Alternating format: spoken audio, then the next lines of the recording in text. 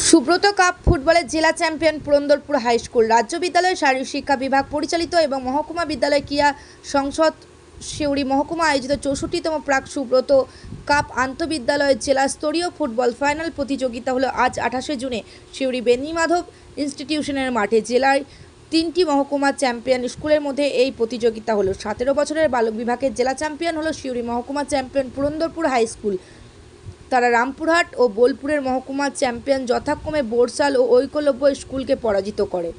পুরস্কার দিয়ে জেলা চ্যাম্পিয়ন ছাত্রদের ও কোচকে অভিনন্দন জানালেন সিউড়ি মহকুমার সম্পাদক তথা বেনিমাধবের ক্রীড়া শিক্ষক শুভাশিস ভান্ডারী।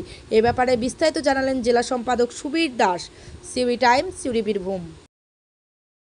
সুব্রত মুখার্জি কাপ 2025-এ জেলা স্তর 17 বছর ছেলেদের খেলাটি কিছুক্ষণ আগেই শেষ হয়ে গেল।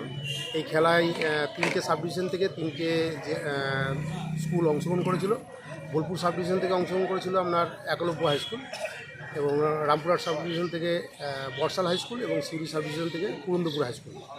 লটারির মাধ্যমে বোলপুর সাব ডিভিশনের স্কুল ওয়াকওভার পেয়েছিল, এবং সেমিফাইনাল ম্যাচ সিউড়ি সাব ডিভিশনের পুরন্দরপুর হাই স্কুল এবং রামপুরহাট সাব ডিভিশনের বর্ষাল হাই স্কুলের মধ্যে খেলা হয়েছিল। সেই খেলাটিতে বর্ষাল হাই স্কুলকে 4-0 গোলে পুরন্দরপুর হাই স্কুল হারিয়ে ফাইনালে উঠেছিল।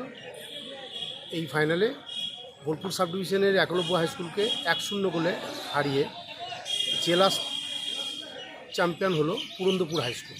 এবং এরা আগামী সামনের সপ্তাহে জুলাই মাসের প্রথম দিকেই পশ্চিম বর্ধমানে যে রাজ্য স্তরের যে সুব্রত কাপ মুখার্জির যে খেলা ক্লাস্টার পর্বের, সেখানে তারা অংশগ্রহণ করবে আমাদের বীরভূম জেলা দল হিসাবে।